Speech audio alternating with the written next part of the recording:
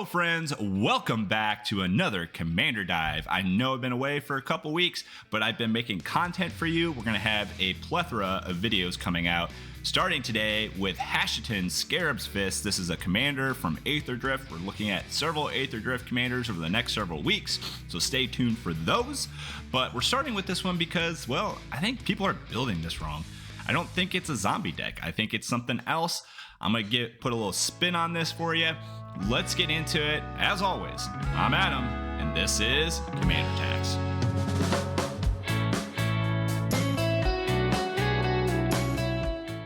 Hashaton Scarab's Fist. So what is this commander? Well, it is white, black, and blue. This is an Esper commander, zombie wizard. It's a 1/3, and it says whenever you discard a creature card, you may pay 2 and a blue.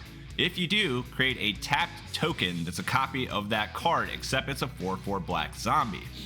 So this deck doesn't really care so much about the zombie side. Yeah, there's some zombie decks, but that's more of a coincidence because really we are playing into the discard a creature part of this, and we are going to basically use that to pay the 3 and get a whole bunch of really cool creatures that normally would cost more than 3 and have amazing card text. And that, I think, is what this is about. I think that when you're building this deck, yeah, the zombie part of it's cool, but then you're trying to do probably a little too much. Zombies, I think is its own thing. I think you build a zombie deck and you don't worry so much about this, just my personal opinion. But I think there are a lot of cool cards that you can get out on the board for paying 3. They're going to have huge impacts on the game, and that's what we're doing here. So let's get into that first category, which is going to be the discard.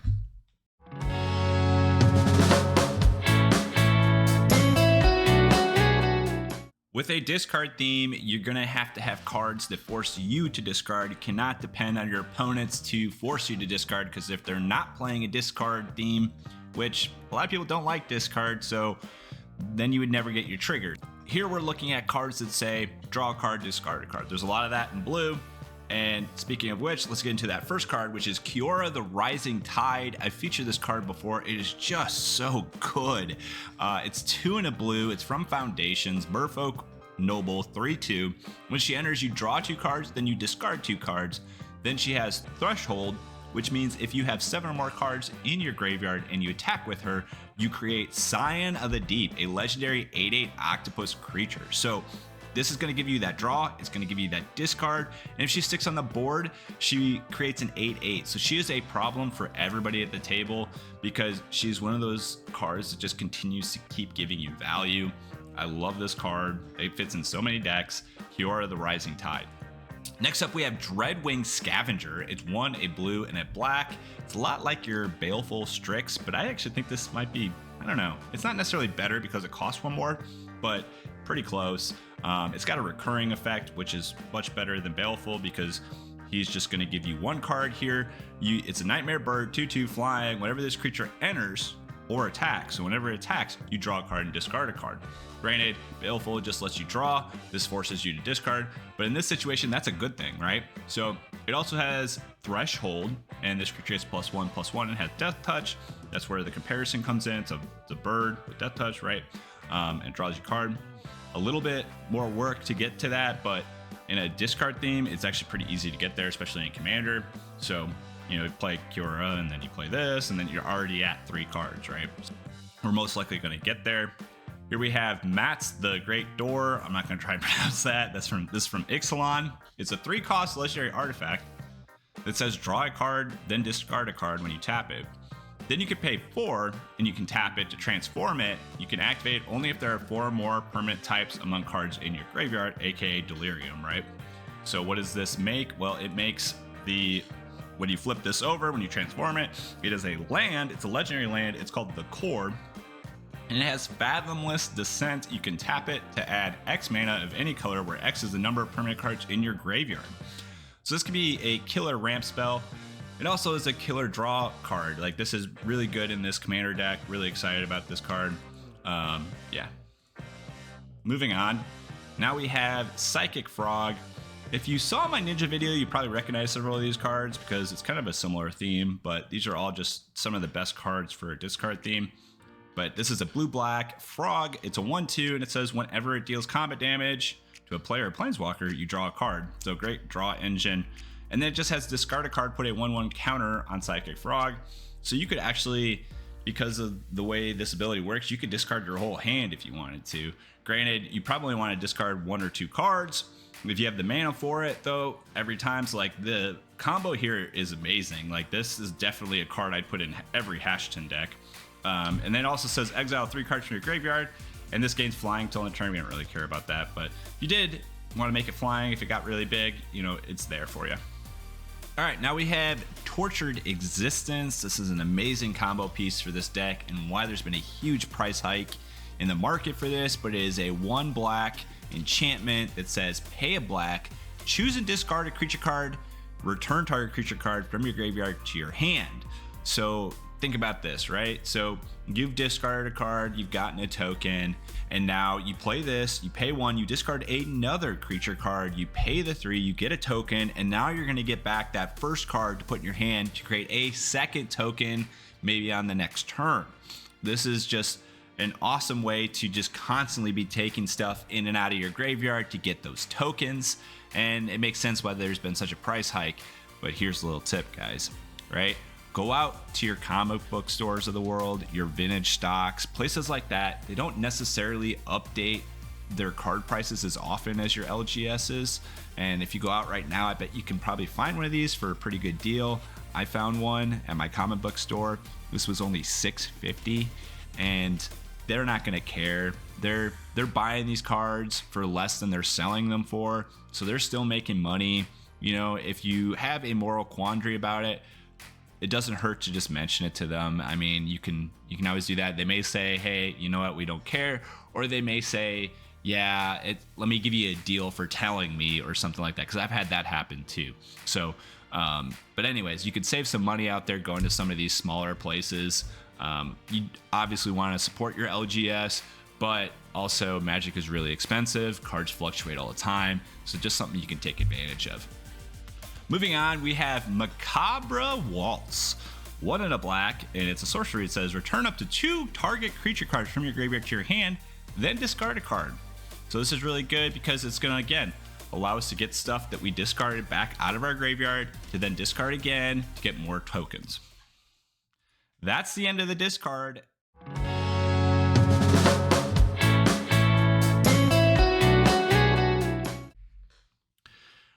There are not a lot of categories in this video. There are a lot of cards in each one of these categories, but this is a pretty simplistic deck in that we're just trying to do 1 or 2 things. So this one, Madness and Rewards, is all about cards that have madness on them and rewards that we're going to get for discarding cards. So the first card here is Archfiend of Spite. This is a 7-cost creature. You're never going to pay that in this deck. It's a demon 6/6 flyer, and it says whenever a source an opponent controls deal damage to it, that source's controller loses that much life unless they sacrifice that many permanents. So this is a really mean card, but it's got this Madness 5 on it. So you can either discard this and pay the 5 to get the creature itself out, or heck, maybe you just pay the 3 and you get a token of it. Either way, you can do both. If you have enough mana, it's a really good card in this deck. And like I said, we are not doing a zombie theme. There are some zombie cards in here because it's stupid not to take advantage of some of them. But in general, I think a card like this is going to be better than trying to do a discard with the zombie kindred theme. There are better zombie commanders out there if you just want to do a zombie kindred deck. Moving on, this is another card that has jumped in price because of Hashaton. It's Bone Miser. It's 4 and a black, zombie wizard, 4/4, and there's not another creature out there that does quite this, and that's why this card has jumped so much. But it says whenever you discard a creature card, create a 2/2 black zombie creature token. Whenever you discard a land, add 2 black mana. Whenever you discard a non-creature, non-land card, draw a card. So let's say you don't have creatures in your hand, or maybe you just need 2 more mana. You could just discard a land, and that way you get 2 black pips. And especially if you already played a land on your turn, if you have your land flooded, this can be really good to put something really big out onto the battlefield. Moving on, we have a card called Call to the Netherworld. This is just 1 black, but it's got madness 0, so you can just straight up discard this and play it for free. Return target black creature card from your graveyard to your hand. So again, just that recycle ability, a really good card for that reason. Moving on, now we have Drake Haven. This is 2 and a blue, and it says whenever you cycle or discard a card, you may pay 1. If you do, create a 2/2 blue Drake creature token with flying. So this gets us a whole bunch of flyers.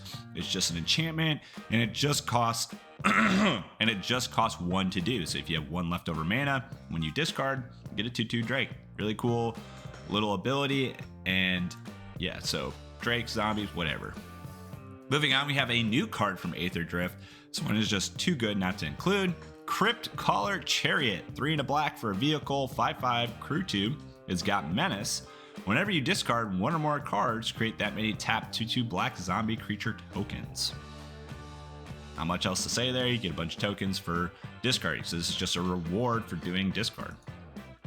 All right, now we got Zazotep Chancellor. Blue black for a zombie warrior. It's a 1/3. Whenever you discard a card, you may pay 1. If you do, amass zombies 2. So amass is a really interesting mechanic. We've seen it here in this set. We've seen it in Lord of the Rings, and then we previously saw it in Amonkhet. I think that's right. So, but it says put 2 1/1 counters on an army you control. So an army is just like a token. It's just like a creature. It's also a zombie. If you don't control an army, create a 0/0 black zombie army creature token first. So basically, every time you amass, it gets bigger by 2 here. So first time you discard a card, you pay the 1, you get a 2/2 zombie. The next time you discard a card, if you pay 1, it now becomes a 4/4 zombie. So you don't get another token, your current token just gets bigger. I don't really like the way this is worded. It's taken me a long time to understand it, especially if you're new to Magic. That can be a really complicated mechanic. Moving on, we have this card in our in our ninja deck. This is Dokuchi Silencer. That's kind of a weird word to say. It's 1 and a black. Human Ninja, 2/1. It's got ninjutsu for the same price. Whenever it deals combat damage to a player, you may discard a creature card. When you do, destroy target creature or planeswalker that player controls. So, let's say you have 5 mana. You attack with a creature. You ninjutsu.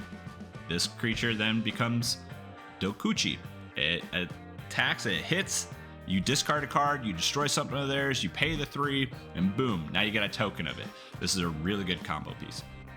All right, now we have Containment Construct. It's just 2 for an artifact creature construct. It's a 2/1. Whenever you discard a card, you may exile that card from your graveyard. If you do, you may play that card this turn. So you can discard a creature, and then because it hits the graveyard in that instant before it gets exiled, you can pay 3, create a token of it, it then gets exiled, right? Now, if you have the mana for it, you can play it, and now you get you get the original version of it. So now you get a token of it, and you get the original version of it. Really good card. Now we have Toulouse Clever Conductor. This is a Esper card, so it's white or blue hybrid, blue, and then blue/black hybrid. So any combination of those two, you do have to pay 1 blue. And it's a human rogue. It's a 3/1. When she enters, she connives. Connives is a really good mechanic, which is just draw a card, then discard a card. If you discard a non-land card, put a 1/1 counter on this creature. So connive works really well here. If you just wanted to fill your deck with a bunch of connive, you could do that. And then when you discard that creature, again, pay the 3, boom, token, right? So whenever you discard 1 or more cards, exile them from your graveyard. So they get exiled from your graveyard. And then when she dies, you put the cards exiled with it into your hand. So I really like this because, again, it's that cycling idea where you're going to get stuff in and out of your graveyard to create more and more tokens. Moving on, we have Dying to Serve. This is 2 and a black for an enchantment. Whenever you discard 1 or more cards, create a tap 2/2 black zombie creature token. You don't have to pay anything. It just happens. I love that. This ability triggers only once each turn, so you can only get 1 zombie each turn. But getting 1 zombie each turn is going to be really good. All right, that's the end. Let's move on to...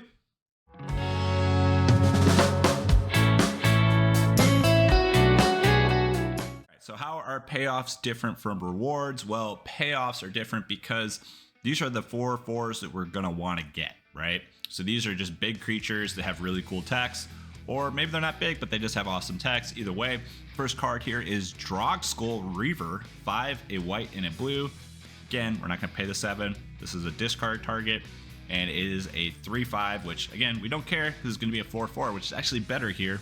It's a spirit, flying, double strike, lifelink, right? So a 4/4 double strike and lifelink.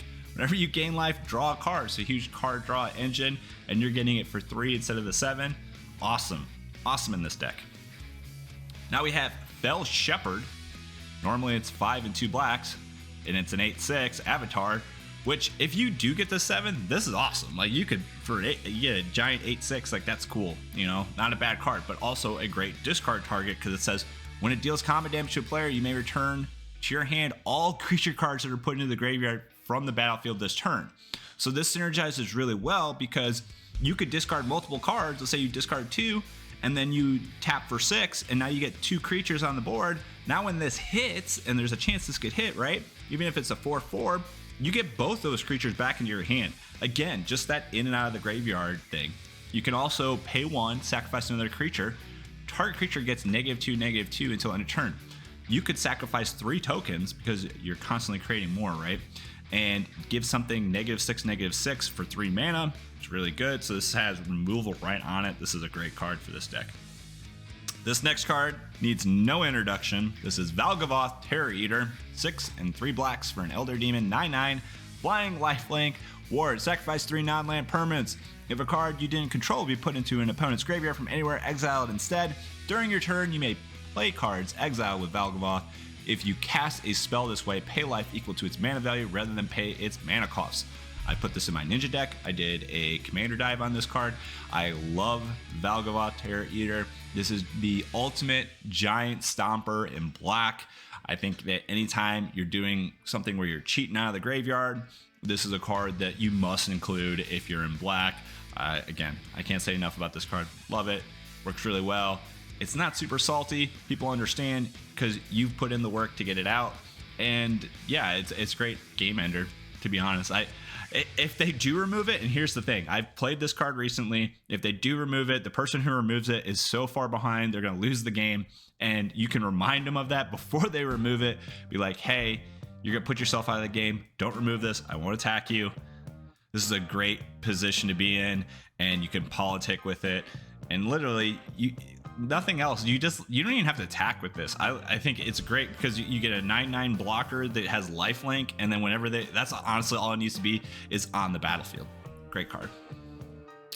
Next up, we have another card very similar to Valgavoth. It's a great game ender. It's just, to me, it's almost like another version of Valgavoth. It's not quite as good because you're not getting cards out of it, but Sire of Seventh Best is a 7-cost Eldrazi, 7/7. It's got First Strike, Vigilance, Menace, Trample, Reach, Lifelink, Ward, pay 7 life. Love this card. I have not had a chance to actually get this on the board yet, but how can you complain about this? It's got everything that you could ever want in a creature. Great blocker, and the ward is going to cost someone dearly, not quite as dearly as Valgavoth, so maybe a younger sister to Valgavoth in a lot of ways, but I love this Eldrazi, and it's a great card here. Getting a 4/4 with all those keywords is also really good. Moving on, now we have Salvation Colossus. This is 6 and 2 white pips. It's a 9/9 construct, so it's going to be a 4/4, but if you get to 8 mana, this could be, a 9/9 beater. It's got flying, vigilance, trample, so love those keywords. Whenever you attack other creatures you control, get +2/+2 and gain indestructible until end of turn. It does have Unearth, pay 8 energy. So this is actually an energy card. We don't care about the Unearth, right? We are doing this just for that text. It's basically an overrun effect. They get indestructible and +2/+2, granted they don't have trample. This does. However, and like I said, you could play it for itself if you just get there, but in general, even just having a 4/4 with this text is going to be awesome. All right, now we got a really good combo piece here. This is Overseer of the Damned. Love the name there, love the art. 5 and 2 black pips. It's a demon, 5/5 with flying. When it enters the battlefield, you may destroy a target creature, so it's got removal on it. So if you're paying 3 mana, it's just a 3-cost removal on a creature, which is awesome.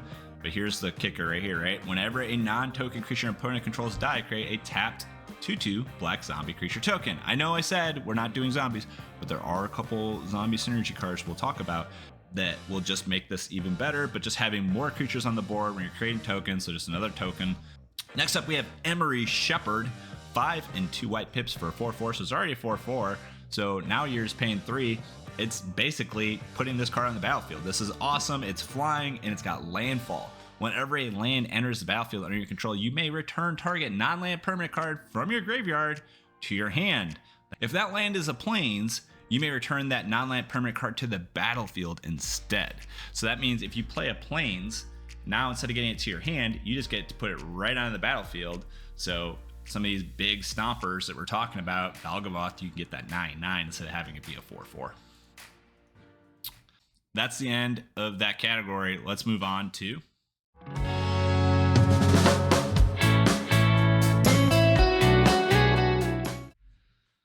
everything else. This is a category for cards that don't have a category or cards I just really want to feature. The first up here is an awesome Aetherdrift card. I love the art on this version. This card has everything going for it. Curse Cloth Wrappings, 2 and 2 black pips for an artifact. Zombies you control get +1/+1. Like I said, not a zombie deck, but they're all zombies, all those tokens. So getting this is just going to make them 5/5s. Those tokens we've talked about in the previous category become 3/3s, whatever. You know, like this is this is still good. Having a few of these in here is not going to hurt. You can then tap this. Target creature card in your graveyard gains Embalm until end of turn. The Embalm cost is equal to its mana cost. So basically you pay the mana cost, right? And then it comes back as a zombie version of itself. That's what Embalm is. All right, now we have Abhorrent Oculus. This is 2 and a blue, a very expensive card money-wise, but it's a 5/5 As an additional cost, you exile 6 cards from your graveyard. It's got flying. Cheating this out as a 4/4, it just loses 1 power and toughness. The beginning of each opponent's upkeep manifests dread, so you're just getting creatures turn after turn after turn. It's really good. You're getting stuff into your graveyard. It's not discard, so it's just going to help you get to threshold for a couple of those cards that we previously talked about. It's also going to give you targets for that cycling we've talked about. So still a really good card. This isn't a mill deck, but having, you know, a couple of these cards like this one is so powerful, it doesn't hurt to have it in there.